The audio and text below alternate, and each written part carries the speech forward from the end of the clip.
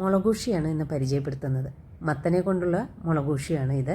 ഇതിൻ്റെ പ്രത്യേകത എന്തെന്നാൽ പെട്ടെന്ന് ഉണ്ടാക്കിയെടുക്കാൻ കഴിയുന്ന ഒരു കറിയാണ്. അതിൻ്റെ റെസിപ്പി നോക്കാം. ഒരു പിടി പരിപ്പ് കഴുകിയെടുത്ത് അതിലേക്ക് ആവശ്യത്തിന് വെള്ളം, ഉപ്പ്, മഞ്ഞൾപ്പൊടി ഇവ ചേർത്ത് കുക്കറിലാക്കി വെച്ചിട്ടുണ്ട്.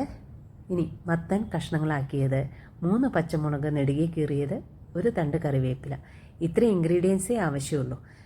ഈ കഷ്ണങ്ങളൊക്കെ നമുക്ക് കുക്കറിലേക്ക് ഇട്ട് കൊടുക്കാം.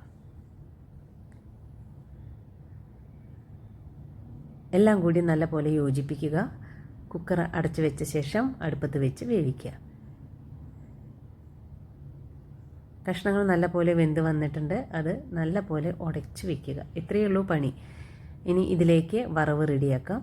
ചീനച്ചട്ടിയിൽ അല്പം വെളിച്ചെണ്ണ ഒഴിച്ച് ഇനി അതിലേക്ക് ഒരു ചെറിയ സവാളയുടെ പകുതി എടുത്ത് കനം കുറച്ച് അരിഞ്ഞത് ഈ എണ്ണയിലേക്കിട്ട് വഴറ്റാം.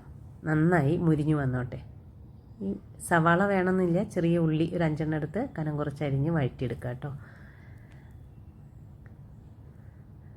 അപ്പോൾ സവാള മുരിഞ്ഞു വന്നിരിക്കുന്നു. ഇത് കറിയിലേക്ക് പകരാം. അങ്ങനെ നമ്മുടെ മുളകൂഷ്യം റെഡി ആയിരിക്കുന്നു.